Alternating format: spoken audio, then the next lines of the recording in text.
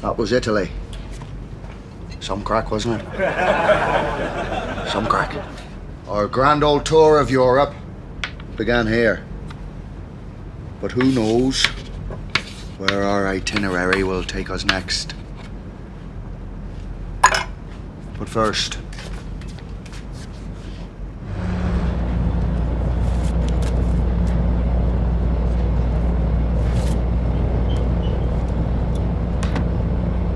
Paddy!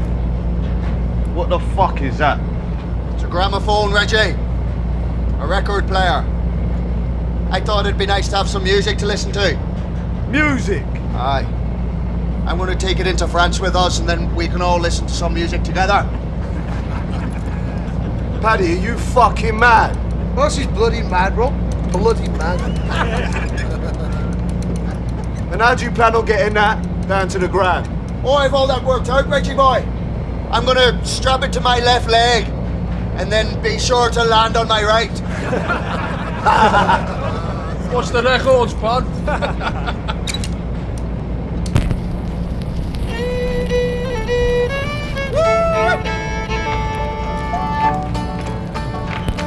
I was going over the fucking mountain. Sing up, I boy! saw Captain Farrell and his money he was counting.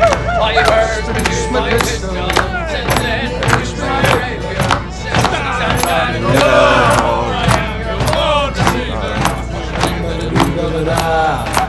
What for the daddy-o? What for the daddy-o? There's whiskey in the jar. There was a salmon in the River Boyne, and it had all the knowledge of the world locked up inside its flesh and scales. And a nobleman called Finnegas spent 7 years of his life trying to catch this famous salmon with nets and hooks and the whole kit and caboodle. We go soon. Yes? And eventually he caught the salmon and gave it to his ragged-arsed little servant called Finn Mac. And he said, "You cook this friggin' fish, but you do Less not. than 2 minutes, You do Paddy. not, you ragged-arsed little bastard, take a bite of it or even taste the flesh, because the fish is mine and the knowledge is mine. And whoever tastes this fish first gains all the knowledge of the world." If you're not careful, they will hear the bollocks you are talking, and you are talking bollocks in So, English. Finn Mac, the servant, cooks a fish, and to check that it's cooked, he presses the flesh with his thumb. Ihr seid zu nah an der Hafenmauer. Motor anlassen und wegfahren. Waiting for the word, Paddy. But the servant burns his thumb on the flesh of the fish. So, he sucks his burnt thumb, and in doing so, he sucked the fat of the fish off it. Spostatevi dall'ingresso del porto. O apriamo il fuoco. And so, all the knowledge of the world went to the ragged-arsed servant, Finn Mac. Which is why, to this day, babies suck their thumbs and poor people have all the You answers. need to go now, Paddy. Zielen! Dead on. Get in Deckung!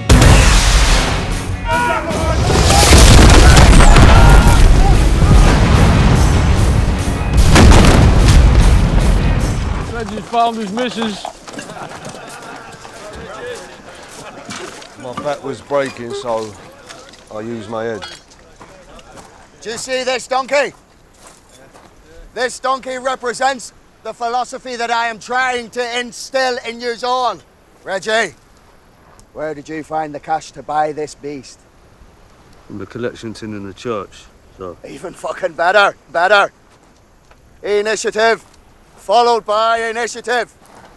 And the prize, one of nature's finest beasts, with monstrous head and sickening cry, and ears like errant wings. Sit up! Come to attention! What did he say? Something about wanting attention.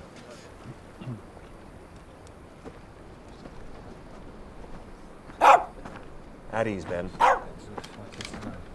God blimey. Always trust the judgment of a dog. What did you say? Nothing. It was my dog. saying hello to you. Gentlemen, this is Lieutenant Colonel William Sterling, the less famous brother to the brother we made famous. Please have the dog removed, Paddy. Do you want all the dogs in here removed, sir? Because there are 35 of us. Just quieten him down then, yes?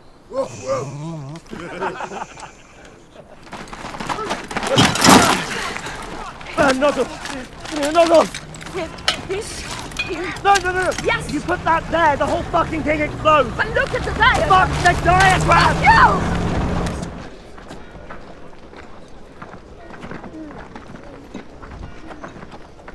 From now on, if you hear this bell, that means I've had an idea.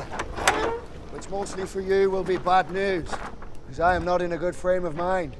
And the only people for me to take my fury out on is you. So, my ideas tend toward the devilish. If you look across the square, up there, that open doorway, inside there is a foundry where invisible irons and shackles are being forged, keeping us imprisoned in this wee fucking town. And the officer who's perched by that doorway is the blacksmith who forges those irons. Paddy, what the fuck are you talking about? Since we are stuck on this church-infested slab of a rock for who knows how long, we will have to keep ourselves entertained. I've already shot a cockerel, Paddy, and there's goats. That is to say, you'll be free to entertain yourselves in the afternoons. Because in the mornings, before it gets too hot, we, the men of the Special Air Service, will train, ready for the moment when the great chain makers and holders and keepers and standers downers are ready to put us once more back into the barrel of the British crossbow and fire us into the heart of the enemy.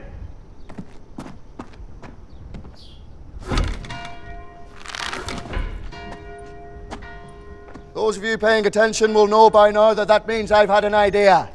So, here is that idea. Do you see yon mountain? My idea is we, the men of the SAS, are going to climb said mountain. Jesus Christ.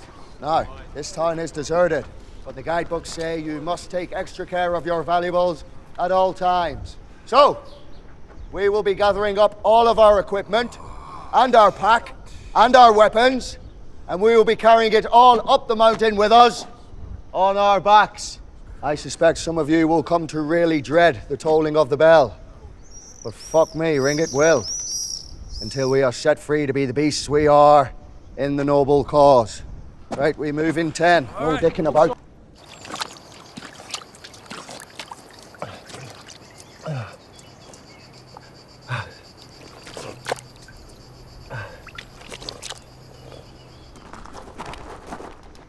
You got me bashing the square, sir. Said they needed someone who knew what the bloody hell they were doing. So they resorted to a spent old fuck like you. I escaped to prison camp, and in my relief and elation, I foolishly volunteered. But Paddy, with respect. Stand easy.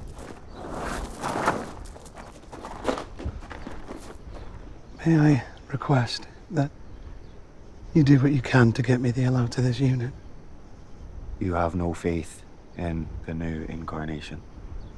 Well, the issue, sir, is that everyone involved in this new regiment is sane. Completely sane. I can see how that would be hazardous. They make considered decisions and proceed according to logic, sir. It's quite unnerving. I have to go retrieve a stolen donkey and then have breakfast with the mafia. Of course. But after, I'll do what I can. If you want to interview me for your newspaper, I'm going to have to ask you to wait until I've at least put on some trousers. I am told that when I engage the enemy, I'm not required to wear a uniform. Reggie! What's the fucking crack here? The Frenchwoman arrived without permission in a truckload of flamethrowers. So you decided to give her a machine gun? I told you once in a bar in Cairo that my father taught me how to fight. The Germans will be here soon. And I really want to shoot some of them. Fucking sweet Jesus. One French spy and a truckload of flamethrowers. Is that permission? Bill Sterling ordered me not to let you go anywhere near the front line. So, in the spirit of fuck you, welcome to the SAS. This was once the refectory where the monks dined, but now we use it for a mess. Now it is where your men relax. Yes. Oh, look. A rear molar. Excellent. Take me to meet these wild beasts. This way, sir.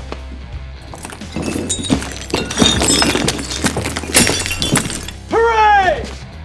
Hooray! Shut!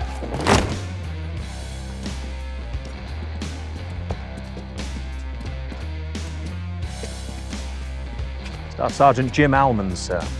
Won the military medal in North Africa. How are you coping, Sergeant? Coping very well, thank you, sir. What do you think of the new beret? I think it's very elegant, sir. Wasted on a head like mine. Well, Jim said could be improved by a bucket, sir. In my opinion. Sergeant Kershaw, sir. Sir. A sergeant with opinions. You don't wait to be spoken to before you speak. No, you don't encourage us to speak if you think you've got something to say that'll improve the mood, sir. And if you all speak at once? And we decide who's right by fighting each other, sir. With fists and cutlery, isn't that right, lads? Pardon me, sir. Just popped up. The mood is indeed improved. Staff Sergeant Reg Seeking's newly promoted. Won the military medal in Sicily. Encounter after encounter. How are you coping?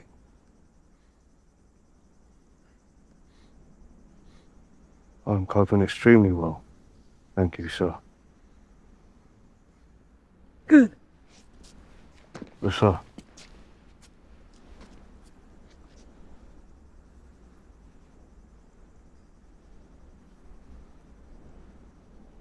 I'm coping extremely well. Thank you, sir.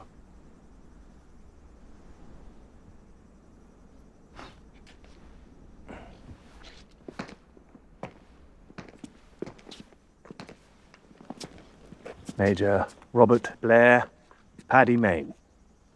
So, famous Paddy Maine. I'm not sure how I could be famous, sir, when I am not sure myself of who I am. You appear to be wearing the wrong beret, Major Maine. No, actually, I don't think I am, sir.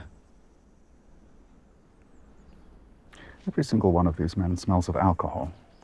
They've just attended the funeral of 21 comrades, sir. So, in all honesty, we'd have taken a drink by now anyway. And the reason I personally object to the maroon beret is that it makes us look the same as every other parachute regiment in the British Army. But we are not the same as any unit in the British Army. As this parade has probably already proven to you, sir, we are slightly drunk, opinionated and borderline insubordinate delinquents. Paddy. And our unique ability is to operate behind enemy lines without regulation in any way we see fit, inflicting the maximum amount of damage on an unsuspecting enemy without being directed by central command. If I hadn't made that wee speech to your face when I had the chance, sir, I would have regretted it, and being an impulsive man, I cannot afford regrets.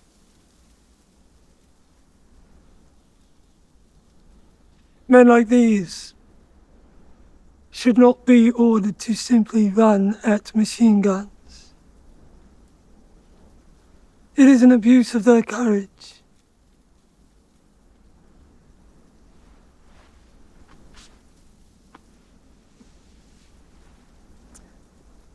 You have my personal permission to carry on wearing your sand-colored beret.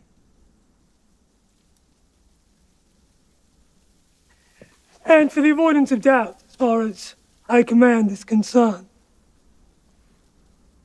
we do not care about the mental health, psychological conditions, or the levels of insubordination amongst your men. Just so long as you keep winning.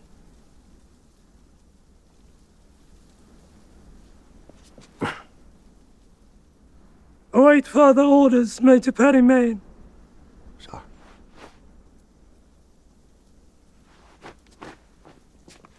Next. Any of yous in any way nostalgic for the days of well-defined strategies? I would like a vague idea about where we are, what the fuck we're doing, and why we're doing it. Am I being picky? This is an officially designated 2 SAS operation. This is 2 SAS standing on their own 2 feet. We will, for the first wee while, be holding their hand. Happy landings, gentlemen. What is that noise? Oh, it's my ribs scraping together. Listen, I've broken 3 of them. But anyway. Prepare, prepare the iron helm of war. Bring forth the lots, cast in the spacious orb. The angel of fate turns them with mighty hands and casts them out upon the darkened earth. Prepare. Oh. Can I help you with something, officer? You were seen running through the village. A mother and her children heard you talking. They thought you might be talking into one of those radios. And they thought perhaps I was a one-man German invasion come to Northamptonshire all alone. I'll need to see identity papers, come on. I am a soldier, but I'm not German. I'm Irish. And why were you running? Because for a man in my condition, running is the same as walking. Plus, I'm in a hurry. To get where? London. You went to London on foot? Aye. What that lady and her children heard was me reciting poetry, which in my madness I'm very fucking prone to do. Lieutenant Colonel Robert Blair Main. Special Air Service. You deliver mail? If there's going to be an invasion, I am always first with the news. That's why I'm going to London. There's going to be a wee invasion and I think they want me to be a part of it.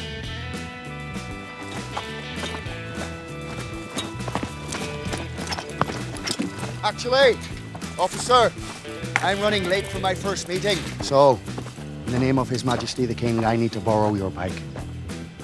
Borrow my bike?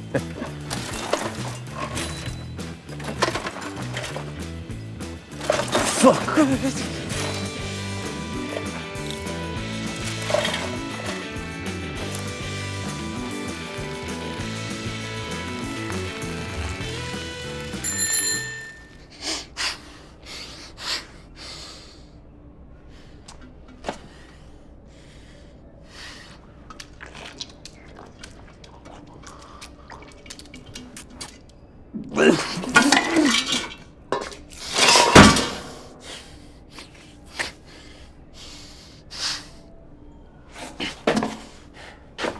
Standards must have dropped in here, I'd say. All right, Bob. Gentlemen, the maitre d' has asked you to please leave. These men are under my command. Why would they be taking instructions from you? Groups of military in uniform greater than 5 are not allowed into the restaurant and bar area. I must have counted 25 American soldiers, all in uniform. That is a special celebration. We do make exceptions. Well, when the bride's right, is it? Chewing gum, cigarettes, Yankee dollars. We've got his scars. Sir, if you need help escorting these gentlemen out, we are United States Marines. I really don't think you Brits can afford these prices. Pardon me. This is the Ritz. I really don't think you Brits can. Come on! Yeah!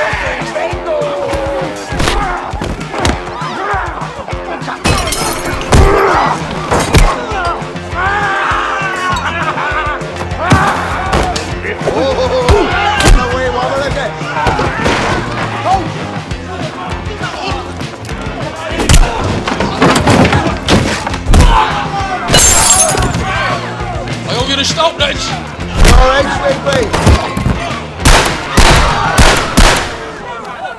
Children, children, children, children.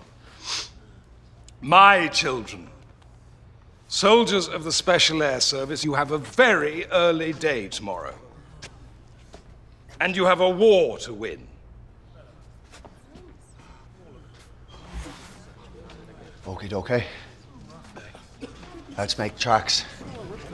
See you in Paris. Sweet pay.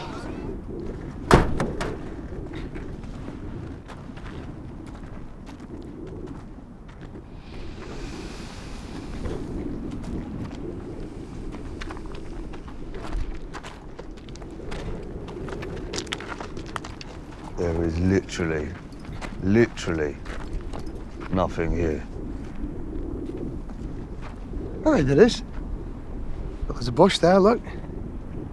And there's a tree, cowering in the wind. And then there's rocks.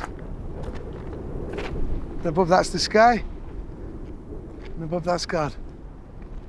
God never got round to this place. I actually think it's quite beautiful. And if the rest of you fuckers would fuck off, and if Hitler would fuck off, then I could easily see myself living out the rest of my days here. What are we gonna drink, Paddy? Melted snow and rabbit's blood, and we're gonna kill red deer stags with our teeth. Oh, it's gonna be a grand adventure out here, boys.